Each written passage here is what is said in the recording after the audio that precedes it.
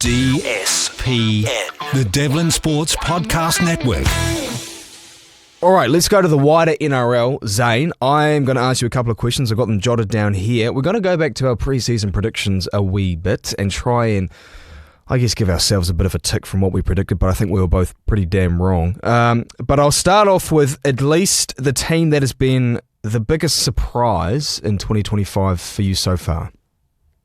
I'd have to say two. One of them would be my Warriors.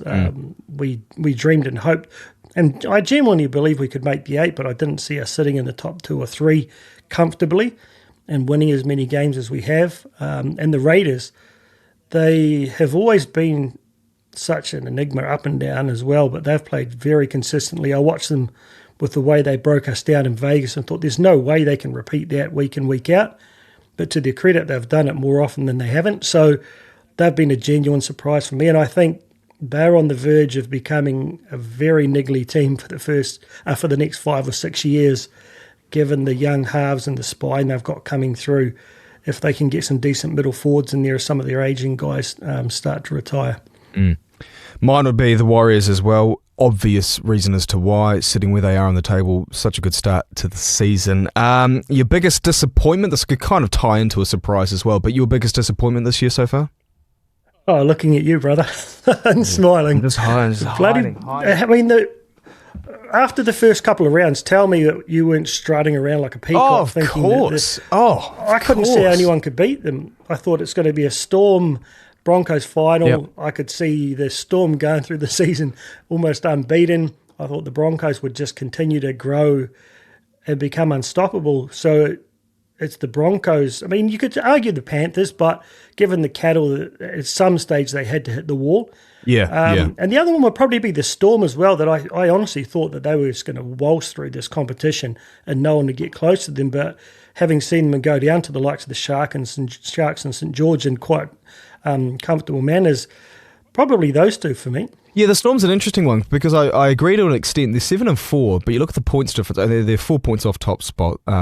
They're sitting in 4th. Their points difference, though, is far and away the best in the comp.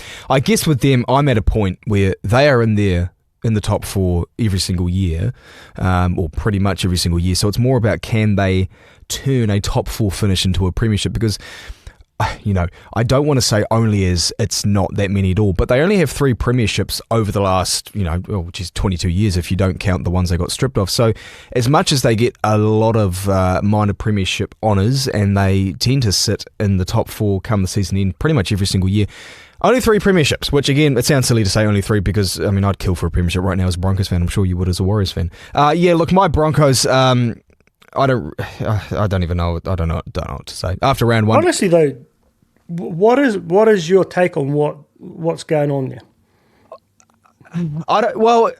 It's tricky because a year ago I didn't think Kevin Walters was the issue as the coach. I thought it was a mixture of a bit of a getting ahead of themselves in 2023 where everything just went right. There's years sometimes for clubs where things just go to plan perfectly well, and that just seemed to be us in 2023. We threw the ball around a lot. We played this really exciting brand of footy, and things just came off for us. And I just thought maybe last year it was the opposite. We had a few injuries. I've always doubted Walters as a coach in general, and so when he was gone and Match came in, I didn't mind. I don't like seeing blokes lose their jobs, but I didn't mind it too much because I thought Michael Maguire brought in something we needed, which was tough coaching, fitness levels, because one of the issues last year, which is still an issue this year, despite Madge's arrival, is defensively, we just fall off tackles too easily, we fall asleep. There's just so much shoddiness with how we play. I'm at a point where I think it's absolutely the players. I don't know if it's so much a rock star mentality. I just wonder if it's this tunnel or hallway, for a better word to just use, a hallway they were put into of how they were coached by Kevin Walters. And to get out of that, they're just finding it too tough. I talked to, Tony Kemp was on the podcast this week, and he made a comment that the old boys have a little bit too much influence, the Broncos old boys, and maybe that influence for the players is confusing them, so they're hearing stuff from Madge and then the old boys as well. Maybe that's playing a role. I don't know. I just think there's a ton of players in there that need to understand that when you don't play well enough, that there's consequences. Like, I would have dropped bar Adam Reynolds, Dean Mariner, who's not even in the team this week. Jeez. Adam Reynolds, Dean Mariner, Payne Haas, Pat Carrigan, bar those 4, and probably Reece Walsh, so that's 5 of them, I would have dropped the rest of the matchday 17 from the last few weeks. And that's a drastic move, and you'd probably get sacked if you were the coach for doing that. Your CEO wouldn't be happy, and the fans might not either. But there's got to be a consequence for playing that poorly when you don't have any excuses, because they've got the roster. They've got a coach who's won a premiership. Trent Barrett did a good job as an assistant at Penrith when he was there a few years back. Of course, he's had a couple of head coaching jobs that haven't gone too well. But there's no reason why this team, and they were in the grand final 2 years ago, there's no reason why this team shouldn't be at least winning more games than they lose to then get into the top 8. They remind me of a traditional Warriors team where you have a whole bunch of players who are extremely talented, who probably haven't had to try that hard to get to where they've got and have relied on talent. And just the nature of the way the NRL defensive patterns have developed, the completion, the 6 again, that it just means you can't just rely on talent. You've got to be extremely mentally tough. You've got to be fit. You've got to be resilient.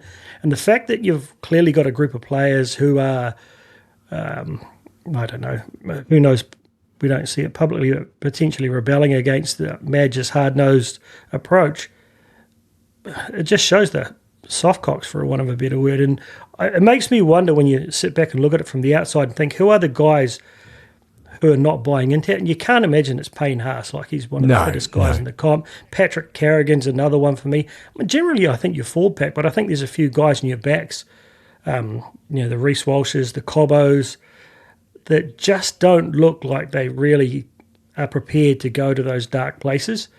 I think you're right. I think just quickly, you sort of jogged my memory, but the one telling thing, and this is one thing the Warriors did really well that I noticed, at least in the Bunnies game, is support play, and that's a really good indication of how tight a team is. That whenever you guys were tossing the ball around and there was offloads and whatnot, there's always guys there to receive a pass or to help the ball carrier. Brisbane have the exact opposite. Payne Haas made a break against Manly, front rower steaming down. I think it was the right wing. There's no one with him. And I saw it a number of times, I think, in the Penrith loss at Magic Round, that there's just no one there in support for the players when we managed to break the line. There's just no unity. And the players aren't really huddling up together as well after tries have been conceded at halftime, full-time. You don't really see a lot of unity amongst the players. Cobbo, Walsh to an extent, though I do think Walsh tries. I think he thinks too much. I think Tony Staggs, who I'm a big fan of, but maybe he's in this mix as well. Jordan Ricky is one who's been very disappointing the last couple of years. There are a few players who have been in this Broncos team for a number of years, and that, apart from that 2023 grand final, they haven't even made the finals since 2019. So they have been around this team and maintaining this level of amateur play apart from 2023, whereas I say maybe that's actually turning into an absolute outlier where things just perfectly went well. And there's many teams, in the NRL who did this. The Roosters did this in 2010, where there was 1 year they made the grand final. Outside of that 1 year, the 3 or 4 years either side, they were pretty ordinary. Anyway, let's move on from the Broncos, Zane, because I could talk about them for hours. I love it, mate, just sitting there listening to a Broncos fan saying a lot of the things that us Warriors fans have said for the past 30 years. I love it. 6 premierships, I can't complain, though I started supporting them a year or so after they won their last one, so I can't really claim any. Your grand as the season stands right now, what's your grand final matchup in the NRL? I'd love to say the Warriors, and I think that we've got as good a chance as any. But there's not really a standout team, I don't think, is there? I don't think so. In terms of form. I'm going to put the Storm in there purely on reputation and that spine, that at some point they'll click. And getting back to your point that they haven't won many finals, it's kind of like you take Tiger Woods out of the equation, and Phil Mickelson's the greatest golfer that's ever lived and probably won the most majors and most titles. But the Panthers have been the Storm's Tiger Woods. So I think they've got the finals experience. This is a thing. The Canterbury don't really have the final experience. The Raiders haven't really gone deep. The Sharks collapse every year in the finals. The Warriors have not been to a grand final in a very long time. So the Storms, if they get there, their experience will probably get them all the way to the final.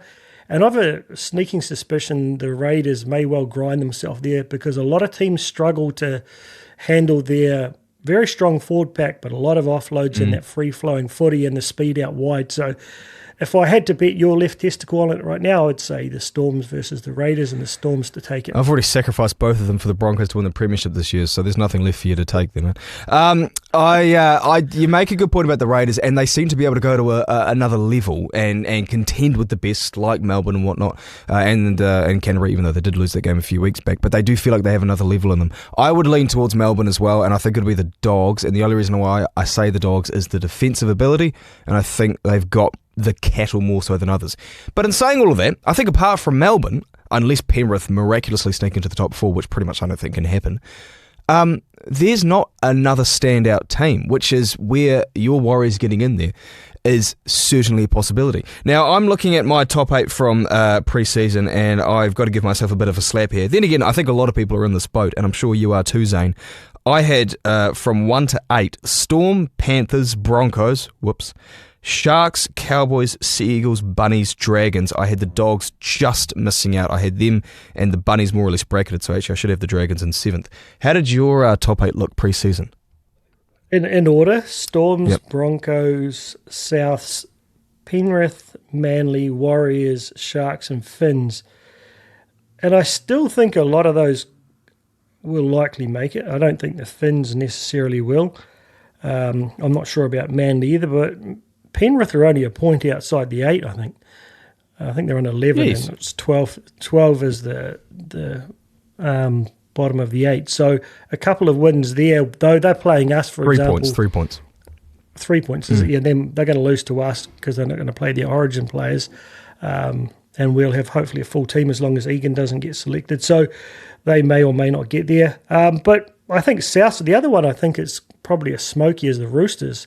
Yeah. They're playing some very good footy. They get Sam Walker back. I've really liked what they've done the last few weeks, the Roosters. Even the loss to Canberra, and I said this to Kempe the other day, that there are some serious, because everyone wrote them off after round 1, which was dangerous to do, but it was easy to do as well.